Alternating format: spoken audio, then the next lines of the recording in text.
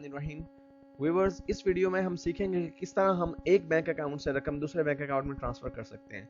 Viewers, sometime ऐसा होता है कि आपको एक अकाउंट से दूसरे अकाउंट में रकम ट्रांसफर करनी होती है।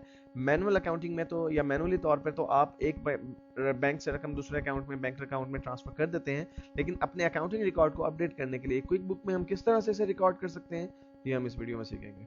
तो व्यूअर्स, इंटरबैंक ट्रांजैक्शंस के लिए या फंड्स ट्रांसफर के लिए आप बैंकिंग के मेन्यू में से फंड ट्रांसफर का ऑप्शन जो है वो ट्रांसफर फंड्स का ऑप्शन यूज करेंगे। ये बहुत ही आसान सा एक जो है वो प्रोसीजर है। इसमें बेसिकली आप सबसे पहले वो डेट इंसर्ट करेंगे जिस डेट को आप फंड्स ट्रांसफर करना चाहते हैं, और उसमें मैं आज की डेट जो है वो इंसर्ट करना चाहता हूँ, यानी फरवरी की 20 डेट है। और व्यूअर्स, इसमें यहाँ पर मुझे वो अकाउंट सिलेक्ट करना है जिस अकाउंट से मैं फंड्स ट्रांसफर कर रहा हूँ। Transfer funds from, basically viewers मैं अपने चेकिंग अकाउंट से यानी ABL चेकिंग अकाउंट से कुछ रकम ट्रांसफर कर रहा हूँ अपने सेविंग अकाउंट के अंदर। तो बैंक अल हबीब सेविंग अकाउंट दूसरा वो अकाउंट है जिसमें फंड्स ट्रांसफर होंगे। ट्रांसफर फंड्स फ्रॉम यानी फंड्स ट्रांसफर होंगे ABL चेकिंग अकाउंट से जिसका बैलेंस है 70,000। कौन से अकाउंट में? बैंक अल हबीब सेविंग अकाउंट में, जिसका ऑलरेडी जो बैलेंस है वो 50,000 है।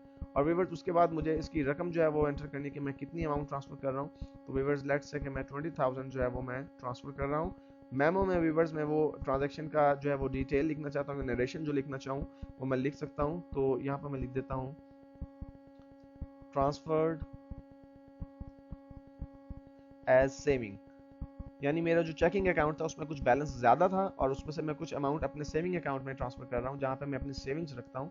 तो मैंने वहाँ पर मेमो में वही नोट लिख दिया और सेव एंड क्लोज कर देता हूँ। व्यूअर्स, जिसको मैं जो ही मैंने सेव एंड क्लोज के बटन पर क्लिक किया, ये ट्रांजैक्शन जो है वो रिकॉर्ड हो चुकी है। और इसको चेक करने के लिए कि आया ये दुरुस्त तरीके से रिकॉर्ड हुई है या नहीं, हम चेक रजिस्टर को जाके चेक करते हैं कि उसने उस पर क्या इम्पैक्ट डाला है, और साथ ही साथ हम अपने दोनों अकाउंट्स के बैलेंसेस को भी चेक करेंगे। तो व्यूअर्स, अपने इस ट्रांजैक्शन का इम्पैक्ट देखने के लिए मैं बैंकिंग के मेन्यू में से रजिस्टर का इस्तेमाल करूंगा। रजिस्टर में जाके मैं देखूंगा, मैंने यूज रजिस्टर के ऑप्शन पर जो ही क्लिक किया तो हमारे पास एक जो है ऑप्शन आ गया है। वो हमसे पूछ रहा है कि हम कौन से अकाउंट का जो रजिस्टर चेक करना चाहते हैं। बेसिकली हमारे पास दो अकाउंट्स हैं।